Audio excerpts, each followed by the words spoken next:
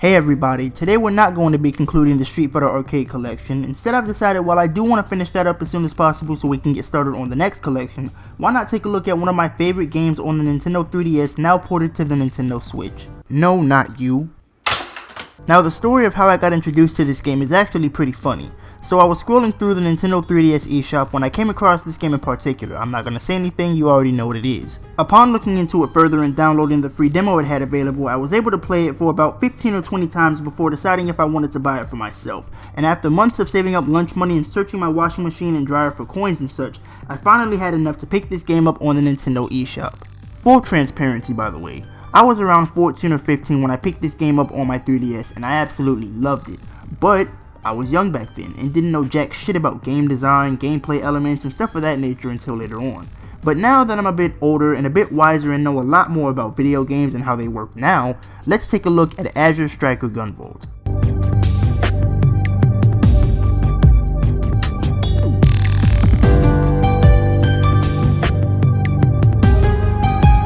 So Azure Striker Gunvolt, or ASG for short, released back in August of 2014 for the Nintendo 3DS, while it will release on PC in August of 2015, the Nintendo Switch in August of 2017, and the PS4 later on this month in August of 2020. The game was developed and published by NC Creates and Yacht Club Games, also responsible for games like Blaster Master Zero and the Shovel Knight series, and I think it's worth mentioning, but this reminds me of my Street Fighter Alpha review, where I stated that all of these games pretty much released a year or two apart from each other, the only difference here being that this is a re-release on multiple different consoles. Azure Striker Gunvolt is a fast-paced action platformer similar to the Mega Man series. The only difference here is it's more anime-esque in its design and music department, having Japanese pop-out music, or J-pop for short, with a more upbeat cyberpunk futuristic tone, and I really just got reminded of Akane for some reason. But I'm gonna get into all that in a little while, so for now, let's get into the plot.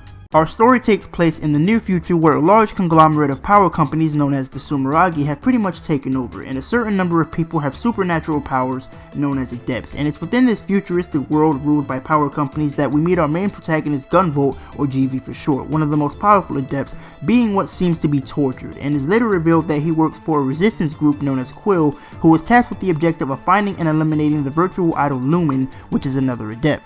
Upon finding the virtual idol, Gunvolt then discovers that the so-called virtual idol is in fact a virtual projection septimal of a little girl named Joel, and the virtual idol projection Lumen was being used to resonate and brainwash the other adepts through her singing by the Sumeragi. Gunvolt, seeing that she is a little girl and was in the same predicament he was in, decides to save Joel and leave Quill, going down his own path. 6 months after resigning from Quill, Gunvolt becomes a freelance agent taking on jobs for Quill at times, and lives in a small apartment together with Joel, and they are both now wanted criminals. The story took a drastic turn in such a short time after initially starting the game. I never really expected Gunvolt to just up and leave Quill to take care of an adept that was in the same situation he was in.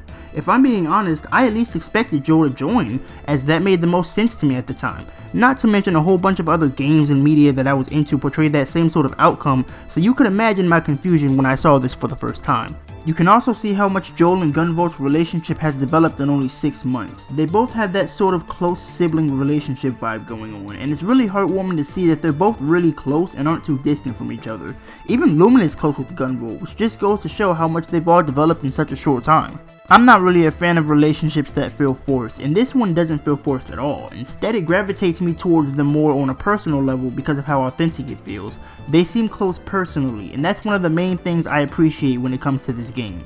After all of those story events happen, you're given the story menu, and I forgot to mention, but this game is mission based, where you can choose the mission you would like to go on in pretty much any order you'd like, and after you select the mission you'd like to go on, you can listen to the briefing, which gives you more information on your objective when accepting the mission. The briefing also goes above and beyond and gives us full voice acting during dialogue cutscenes, and they didn't have to do this. I mean, yeah, it's all Japanese for me because I'm not gonna listen to this shit in English, but it's the little things that count, you know? If you press the L bumper, you can access the main menu where you can save your progress, check your play log, which is basically your gameplay records. You can sell items and synth your own gear, basically crafting and creating your own weapons and accessories you can use while tackling missions. You have challenges, which can be done while on missions, and the more missions you complete, the more challenges you unlock, and the more challenges you complete, the more rewards you get, adding on to the replayability.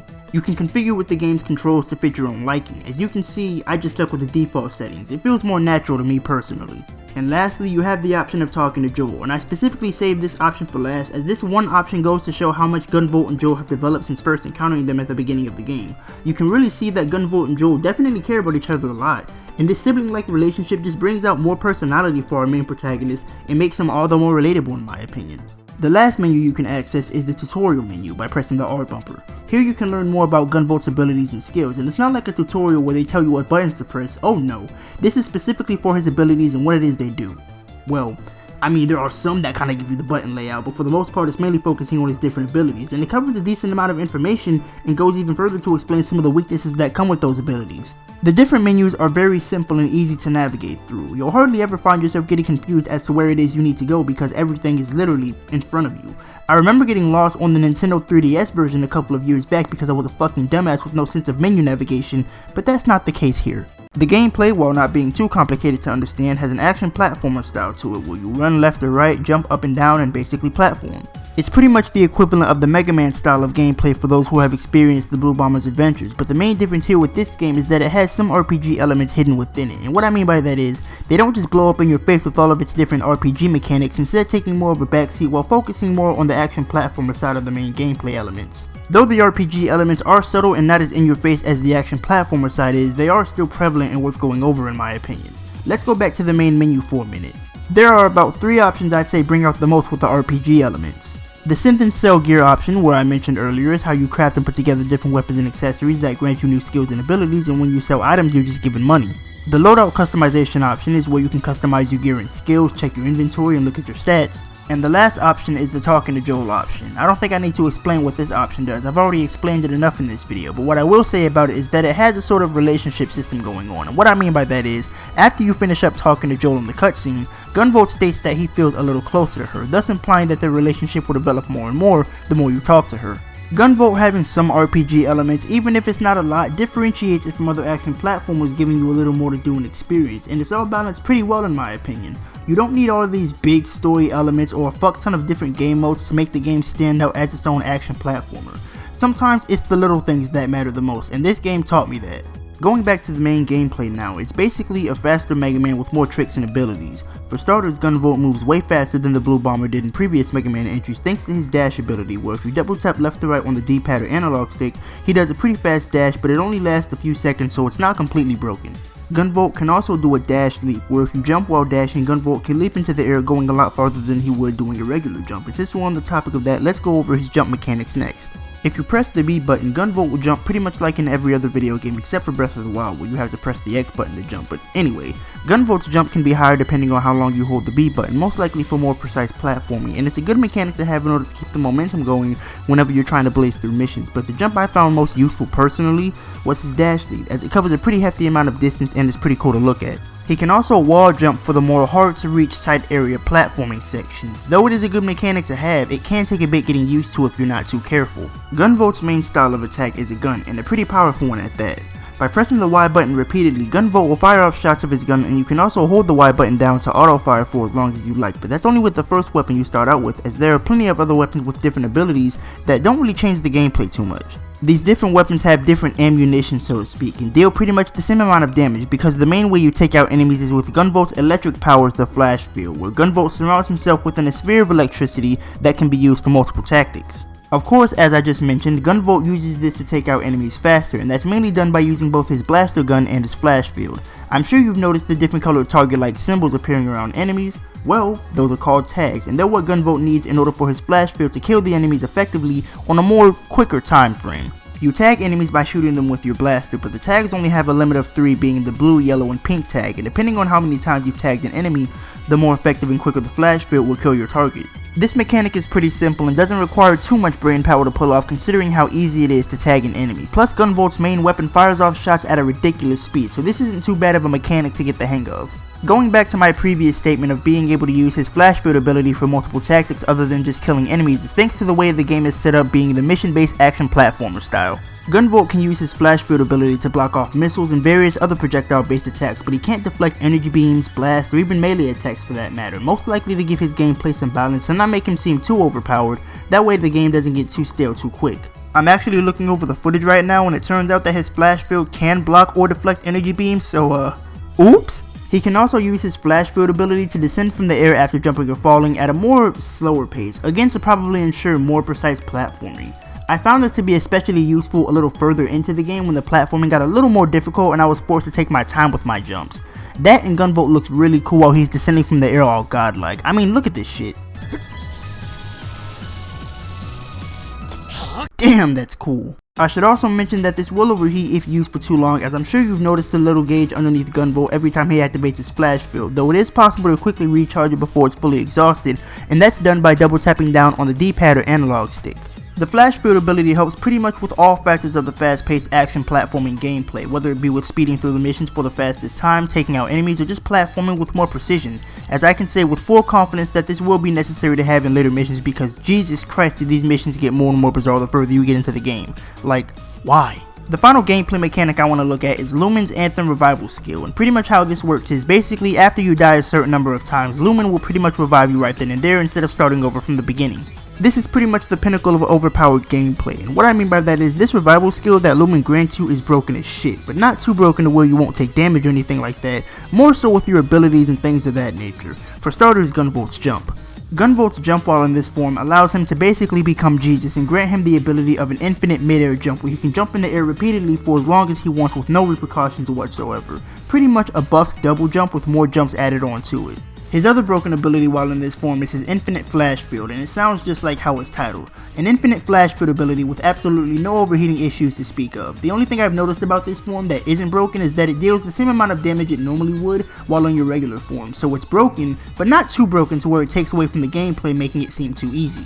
I have a theory as to why this occurs more frequently, and it has to do with talking to Joel. Let's take a step back to what I said earlier about whenever you finish talking to Joel. You get a quote from Gunvolt stating that he feels a little closer to Joel. Mind you that they already have a close sibling-like relationship, and if you tie that in with the whole feeling a little closer to her after every dialogue sequence, then I'd say it's safe to assume that potential reasoning at this point.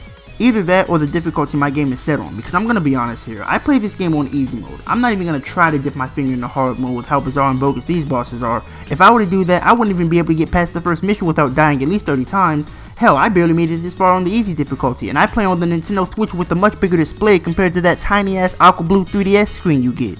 Speaking of bosses, they are fucking hard as balls, dude, I swear. Like, their attack patterns are easy to learn and get used to, but the limitations of Gunvolt's abilities make it to where you'll be on a boss fight way longer than you're supposed to, I'd imagine. Either that or I just really suck. It's kind of the same with some enemies too. There are some enemies that can take way more damage than others, like the more bulkier mechanical enemies compared to the human ones, but getting back on topic now. The boss characters also have their own unique dialogue and personality spanning across multiple different personality traits. My personal favorite would have to be the first boss you encounter on a mission. He's a cocky little bastard, sure, but at the end of the day, he just wants to jam to some MMORPGs, and honestly dude, same.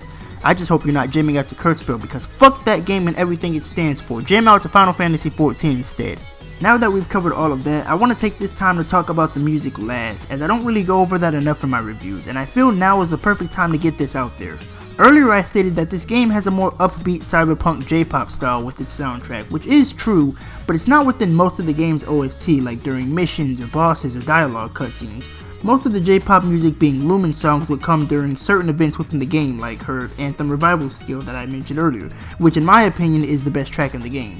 The mission OST, however, is where the more futuristic style comes into play to fit the overall setting of a more futuristic world and adds in some suspenseful ominous tracks to basically build the world up, as they say. Pretty much all tracks in the game fit with whatever situation is happening throughout the story, whether it be good or bad, and is all balanced pretty nicely to keep you intrigued for the most part.